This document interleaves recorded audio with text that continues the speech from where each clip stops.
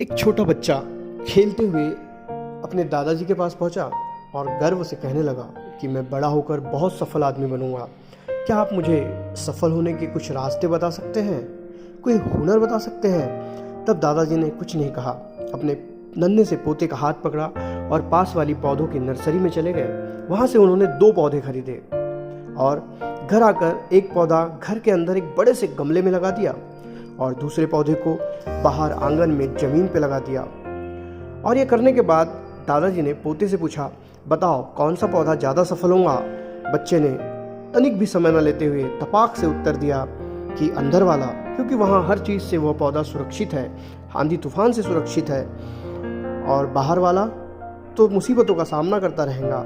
ये सुन दादाजी ने कुछ नहीं कहा और वो निरंतर उन पौधों की सेवा में लग गए। वो दोनों पौधों को समान ट्रीटमेंट देते, समान पानी देते, समान खाद देते और दोनों पौधे बढ़ने लगे। 3-4 साल बाद जब वो नन्हा बच्चा वापस अपने दादाजी के गांव आया तो वो दादाजी के पास गया और दादाजी से बोला, मैंने पिछले बार आपसे सफल होने के कुछ रास्ते पूछे थे और आपने मुझे कुछ नहीं बताया था। तब दादाजी ने उसका हाथ पकड़ा और उस गमले के पास ले गए, घर के अंदर जहाँ पर वो पौधा लगाया गया था, और वो पौधा सुंदर वृक्ष बन चुका था। ये देख उस बच्चे ने खुशी से कहा, देखिए मैंने कहा था ना कि ये पौधा ज़्यादा सफल होगा। दादाजी ने कहा, अरे पहले बाहर का पौधा तो देख लो। और वो उसे लेकर आंगन में गए। जब वो आंगन में गए तो वहाँ एक बड़ा वट वृक्ष बन चुका था जिसकी शाखाएं दूर तक फैली हुई थी। इस शाखाओं की छाया में कुछ लोग खड़े हुए थे। ये देखने के बाद दादाजी ने उससे फिर पूछा, अब बताओ कौन सा पौधा ज़्यादा सफल हुआ? बच्चे ने शर्माते हुए कहा, ये वाला। और फिर बच्चे ने कहा कि इसने तो ज़्यादा मुसीबतें झेली है, ज़्यादा तूफान झेले हैं, फिर ये कैसे ज़्यादा बड़ा हो गया?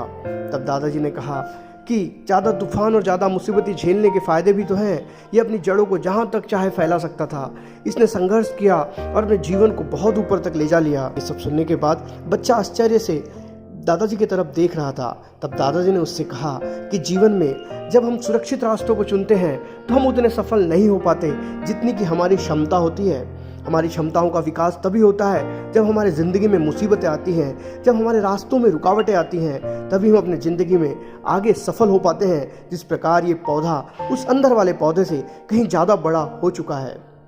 अब उस बच्चे के ये बात समझ में आ गई थी कि ज़िंदगी में आगे बढ़ना है तो हमें संघर्ष करना ही होगा। हमें उन रास्तों को चुनना होगा जहाँ कठिनाइयाँ हैं और जहाँ चैलेंज हैं। अगर हम जीवन में चैलेंज से लड़ना स्वीकार करते हैं तो हम अपने जीवन में बहुत सफल होते हैं। और उसे समझ आ गया था कि ज़िंदगी में सफल होने का मूल मंत्र क्या